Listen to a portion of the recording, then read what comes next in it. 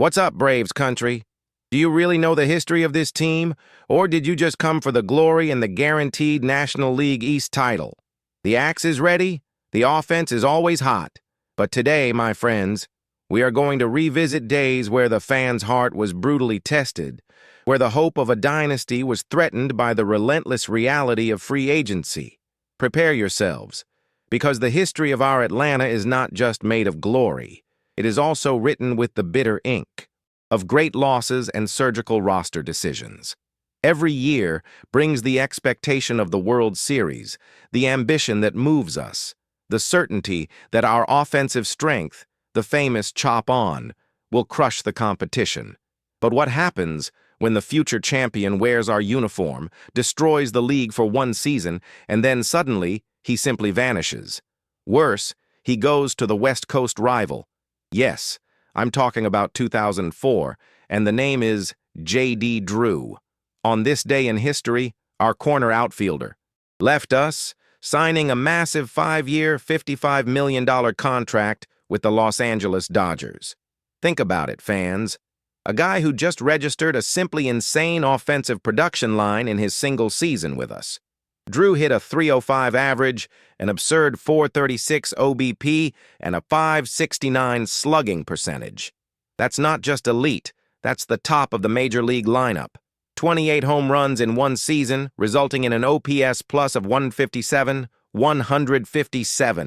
For those who understand baseball, that is monstrous. And the Atlanta Braves lost that potential star. A move that stripped generational talent off our roster for a long-term contract we couldn't afford or secure.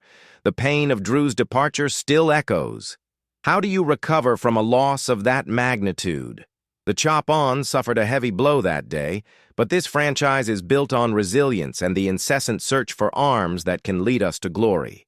And that's where the smart management of our bullpen comes in. Let's advance 10 years to 2014. Braves country was there, looking for depth and a reliable arm for the end of the game. The seasoned reliever Jason Grilli arrived, tied to a 2-year contract. He put on the jersey and appeared in 57 games for Atlanta over 2 seasons, delivering a decent 3.73 ERA over 50-plus innings pitched. Grilli was the kind of solid piece that helps cement a victory, an arm that helped hold the score while the offense did its job.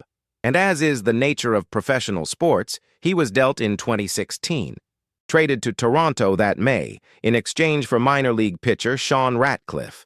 This is the dynamic of the game, the constant search for optimization of our roster. But what do these dates tell us?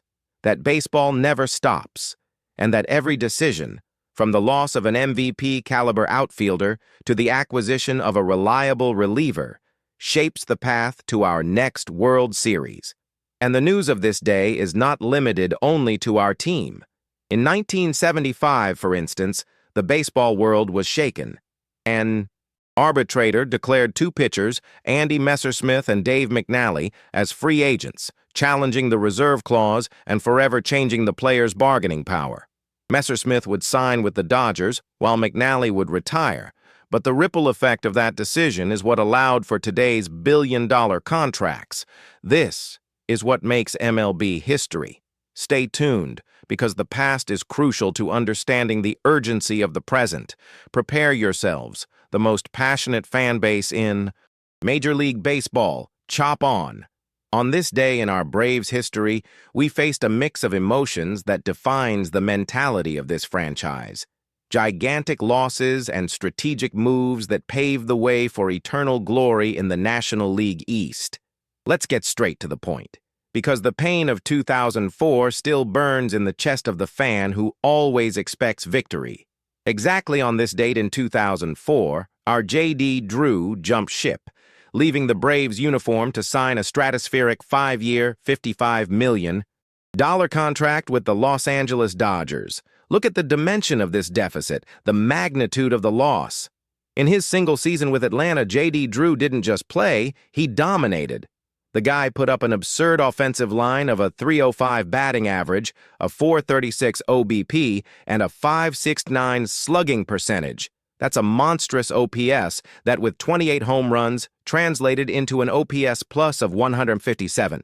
This number, 157, means he was 57% better than the average hitter in the league, which is MVP caliber performance or, at minimum, a top-shelf all-star.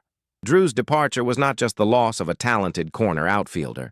It was the removal of a crucial offensive piece at the height of our NL East dominance. Remember, we were in the midst of the legendary era of 14 consecutive division titles, the series of championships the Major League will never see again. Losing a bat that commands so much respect and contributes power and on-base production like that is a blow that would make any other franchise crumble. But the Braves are not just any franchise. Even with the departure of Drew, who took his chop power to California, the system and the winning mentality of the organization ensured that the 2005 NL East title stayed in Atlanta. This proves the depth, the culture, and the resilience of the Braves.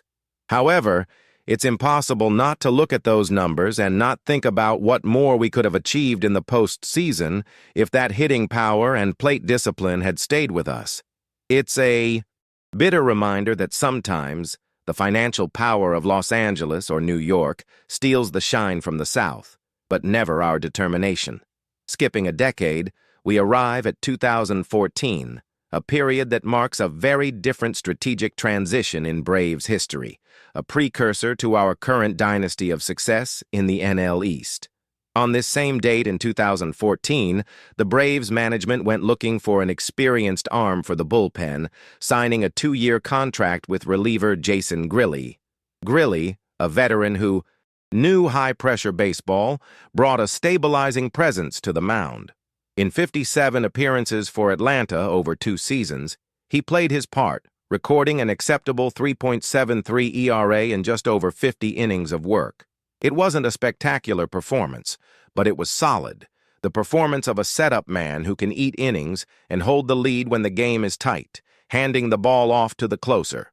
The real stroke of genius, however, came on May 31, 2016. At that moment, the Braves were clearly in rebuilding mode, moving pieces, and capitalizing on assets to build the roster that dominates the league today. The front office made the smart move. It traded the veteran Grilli, who was valuable and played an important role in the bullpen, to the Toronto Blue Jays. In return, we received minor league pitcher Sean Ratcliffe. This is modern baseball in its purest state. It is the mentality of a general manager who sees beyond today's game, who understands that a quality reliever, even if not an elite closer, can be traded for future capital in the farm system, guaranteeing the sustainability of our World Series pursuit. The Grilli trade was a micro decision that reflected the macro strategy. Accumulate young talent, strengthen the base, and prepare the ground for the next wave of dominance. While the loss of J.D. Drew in 2004 was an offensive blow we overcame, thanks to the strength of our culture and farm system, the acquisition and subsequent trade of Jason Grilli in 2014-2016 exemplifies the cunning and vision needed to build a championship team in the salary cap era. On one hand, the pain of seeing a talent with a 157 OPS plus leave for money. On the other, the satisfaction of seeing management use a 2-year contract on a reliever to acquire minor league assets, focusing on the future. That's why we always expect victory. The chop-on resonates louder because we know that even through the difficult decisions of the past, the organization has always worked to keep us at the top of the NL East. Now it's time to focus on the present and ensure the ring returns to Atlanta, honoring the history of resilience and the strength of our offense, even when key pieces left us along the way. Let's go. The cost of elite talent and bullpen smarts. This day in history for the Atlanta Braves fan is a mixture of longing and cold calculation, showing the harsh realities of elite baseball, where the chop-on is fueled by talent we can't always keep. We need to talk about the loss of J.D. Drew in 2004. A blow that, despite everything, didn't break our dynasty, but showed the difficulty of maintaining the stratospheric production he delivered. It's the kind of headache only success brings. Just imagine, in 2004, J.D. Drew had simply obscene numbers in the Atlanta uniform. We are talking about an offensive line of 305 or 36, 569, a performance that screams guaranteed victory. 28 home runs, absurd on-base prowess, and most importantly for the fan who demands production, an OPS plus of 157. For those who know baseball, an OPS plus of 157 means he was 57% better than the league average. That's not just good, that's elite. That was the heart of our offense that year. And it was that kind of strength we expected to see on the field for years and years. The power he brought to the lineup was an engine for the team, a constant threat that left opposing pitchers shaking. This offensive consistency was vital to keeping our legendary division title streak alive, a legacy the baseball world will never forget. Then comes the shock. Drew, a valuable free agent, signs a 5-year, $55 million contract with the Los Angeles Dodgers.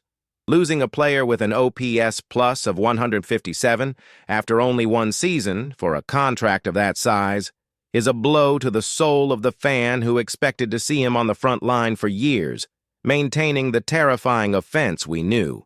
This serves as a bitter reminder that even with an unmatched winning culture and a history of divisions, modern elite baseball has a price that cannot always be matched. The Braves front office, however, never sat still lamenting. The mentality has always been to go after the next win, to rebuild immediately. 10 years later, in 2014, we see the intelligence and coolness of the front office in action, the kind of move that ensures competitiveness year after year. The acquisition of reliever Jason Grilli on a 2-year contract was a tactical and fundamental move, showing that bullpen depth can never be neglected. Grilli was not a young prospect, but an experienced all-star, someone who knew what it meant to close out games under pressure. He came to be an anchor in our bullpen, delivering solidity when we needed it. In 2 seasons, he appeared in 57 games, maintaining a completely acceptable 3.73 ERA in just over 50 innings, stabilizing the bridge to the closers. The icing on the cake, however, is what happened next. In May 2016, Braves management showed its value by trading Grilli to the Toronto Blue Jays in exchange for minor league pitcher Sean Ratcliffe. This is a classic move by a team that knows how to use its assets. We got the best out of a veteran, let him stabilize the situation, and then traded him for a future piece that strengthens our minor league system, injecting new talent to ensure the continuity of victories and division titles. These 2 events, the loss of a superstar with historic numbers and the intelligent management of a veteran reliever, tell the story of the Braves' unwavering resilience and precise calculation. The chop-on demands sacrifices and difficult decisions, but the Atlanta winning machine keeps turning. This is how you build a team that always expects the championship ring, balancing elite talent that leaves with the tireless search for depth and the future. The message is clear. The National League East is ours. The dynasty is standing, and with this offensive strength, there is no bullpen that can hold our offense. We expect nothing less than maintaining the top of the division. This is our territory, and with the chop on at maximum volume, we are going for another title. And you, Warrior fan, do you agree with everything? Drop your pitch here in the comments. Thanks, Chop On family. Subscribe to the channel for the hottest play-by-play in MLB, activate the bell so you don't miss a home run, and throw your take on our team updates.